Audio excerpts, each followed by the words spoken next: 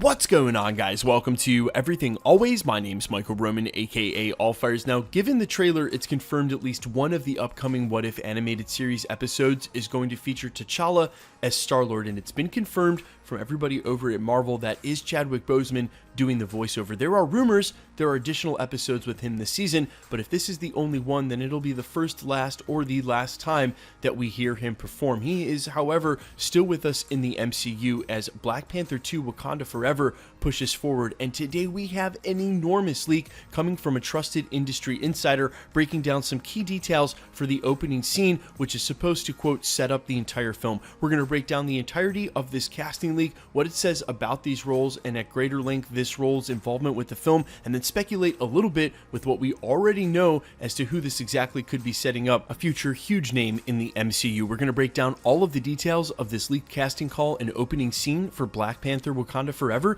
But first, if you could grab that subscribe button, we're still giving away a PlayStation 5. In fact, we've added an additional one because it's taking longer than we thought to get to 900,000 subscribers. We're giving away an additional PlayStation 5 at the culmination of What If. So if you want to be entered to win or for any of the weekly giveaways, all the same rules will always apply. Just hit that subscribe button, then leave a comment down below, and if you want, stick around at the end of the video. We'll get into all the giveaway stuff again there. So first things first, light spoiler warning. This is coming from industry insider Daniel Richtman via his Patreon. Daniel RPK is a trusted industry insider we've covered very often here at the channel. He's had a rather impeccable track record as of late, especially when it comes to trailer release dates. Now, the reason I bring this up is when it comes to casting calls like this, there are actually several places where you can find this information, but most of them are behind a paywall, like a required subscription. It's for people in the industry who are able to keep up with casting calls. Otherwise, you wouldn't be able to get any work. And I say this not to diminish Daniel RPK. That's why I said what I did after the prologue.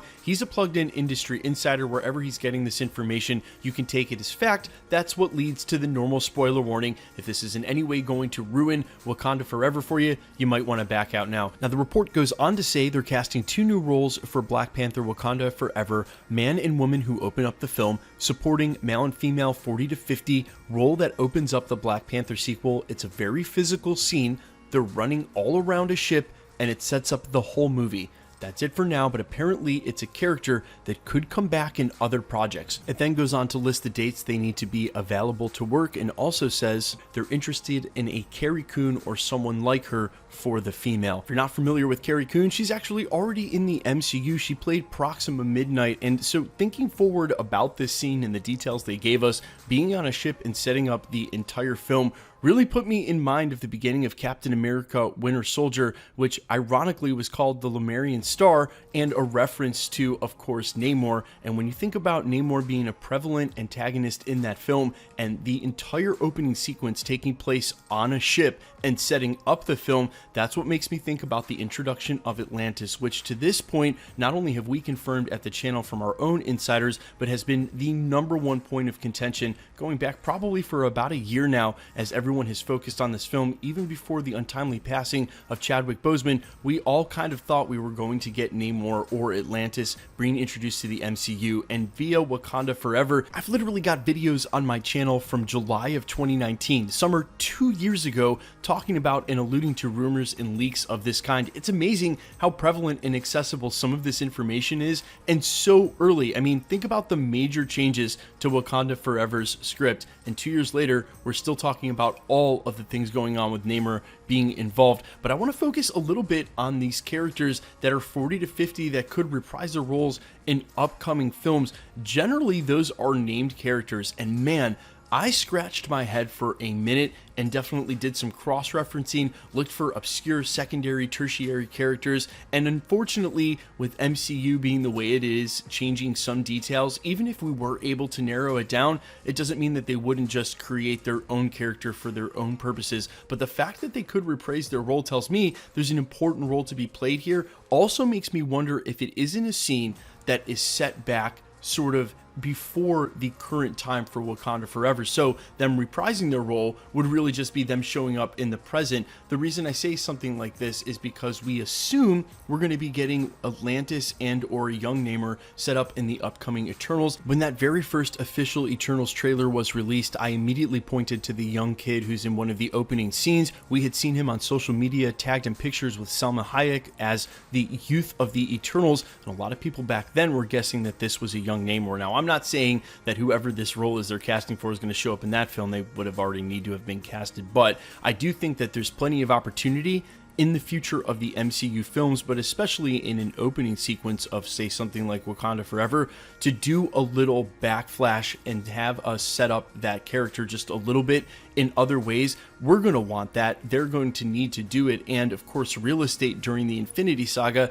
now comes at the highest of prices. A little pun there about the box office woes for Black Widow, which I gave some very high praise. I actually put it in my top half of Marvel movies. For there to be this many films at this point puts it in, say, the top 10, top 15 films. I loved it. I just thought it would have been better served if it had come out where it should have been, after Civil War, before Infinity War, in the Infinity Saga. And I'm not saying the box office tank was because of that. We all know there was a lot of pirating and premiere access to compete with, but if they're going to go and do these prequel movies, they're going to run the risk of it being a little disenfranchised, another pun, for a franchise film. I just mean that it's going to lose the purchase power if it's not where it's supposed to be. So doing flashbacks at the beginning of movies, which is something very common, gives them an opportunity to set up a very important event that you need to sort of forecast the character. That's why this says that that opening scene is going to set up the whole film. That's something that very commonly does. And even if we, again, work down who these characters could be, husband, wife, I thought about all sorts of situations for scientists, etc. The MCU just may make them up or change their names anyway, so it's impossible to tell. But if you've got any leads on that, if you think you know who this could possibly be, please by all means let me know down in the comments. And of course, with the ship in Wakanda, if you agree, you think this is probably going to set up Namor in the opening scene, who will already have met by that point in Eternals, fingers crossed. Let me know if you agree down below. Let me know how hype you are for Wakanda Forever. And quickly, let's get into the giveaway stuff again before I let you go. We are still giving away a PlayStation 5 at 900,000 subscribers. We are also giving away now an additional PlayStation 5 at the conclusion of What If, during that last episode Easter egg video. The reason we're doing this, well, because it's taking longer to get to 900,000 subscribers than I thought, and so I'd like to just add in another one for this round of giveaways. We're also giving away Disney Plus subscriptions. We'll do that every Friday now that the shows are live again. If you want to be entered to win or for any of the future prizes, all the same rules will always apply. All you have to do, hit that subscribe button because you need to be a subscriber to the channel, then leave a comment down below, because it's truly random. The more videos you comment on, the better chance you have of winning. All winners will be announced at the end of videos, the same way we're doing here. The best way to keep up with the content has always been to hit the notification bell with notifications turned on. And as always, if you liked today's video, I'd appreciate it if you'd hit the like button. My name's Michael Roman. You can find me over on Instagram and Twitter at IamFires. You can also find me on Spotify, YouTube, Amazon, Apple, iTunes, wherever you find original music under the name Allfires. Thanks so much for checking out the channel, guys, and stick around. We'll be posting again real soon.